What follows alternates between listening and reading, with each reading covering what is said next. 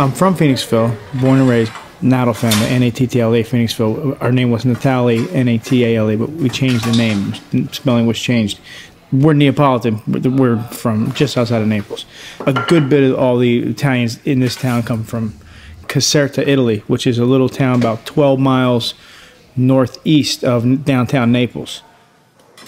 I went a couple years ago. I was obviously excited to see Naples because it's where my family's from, and also wanted to see what was going on with the pizza. The pizza was way different in Naples. I mean, just because of the heat of the oven, the pizza it doesn't cook at 500 degrees for 8 minutes. It cooks at 1,000 degrees for 65 seconds. That's the only thing. It's a different style pizza. It gets a little, almost borderline mushy. It's like, and if you use the good cheese, that's wet as it is. The fresh mozzarella cheese, especially the buffalo mozzarella, it's really wet.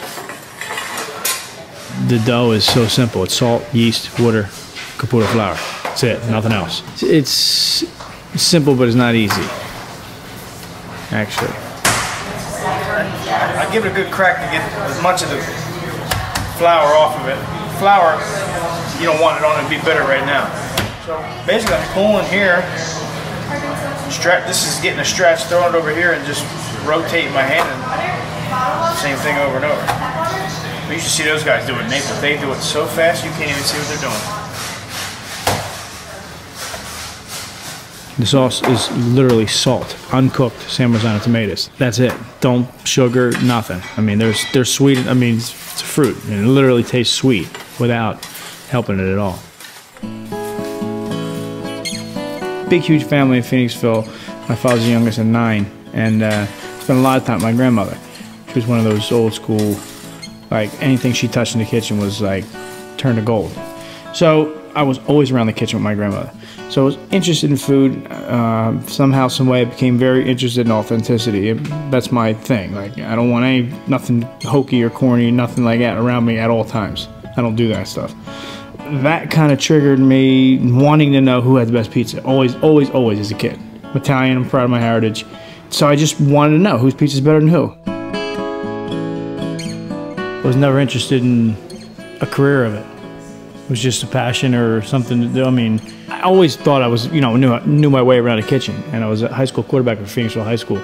In my junior year, I skipped school, like the last day of school. And foods class had a final. I didn't even realize it. So I got an F. And I became ineligible.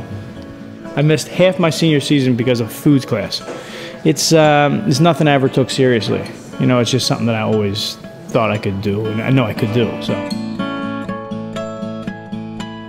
I was a golf pro in my 20s. Taught lessons, worked in a pro shop, played in like little local pro events at Philadelphia PGA. Was playing in a golf tournament.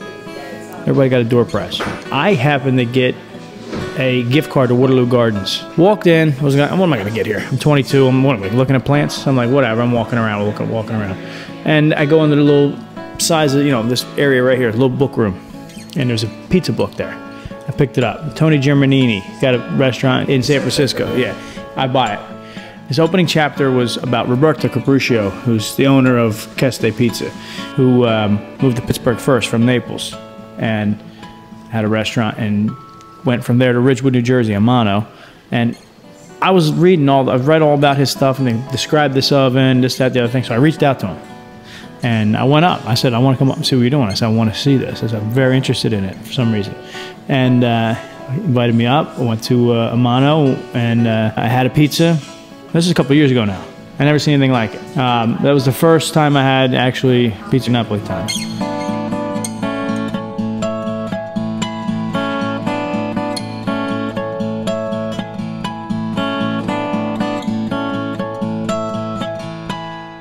Because I was making them in my house there for a while, starting to like really work on it.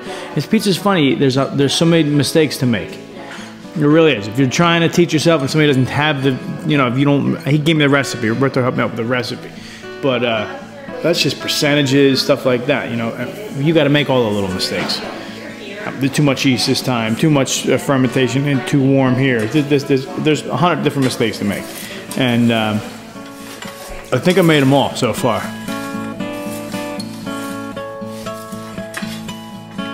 The guy who built my oven here is Pepe. He built Keste Pizza in New York City Fratello Buffalo, New York City. Amano in Ridgewood, New Jersey.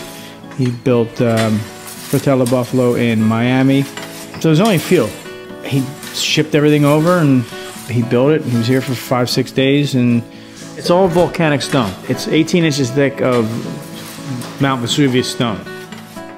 My dad lights a fire for me at about 9 o'clock. By 12, it's hot enough to make pizzas. By 3, it's where I want it.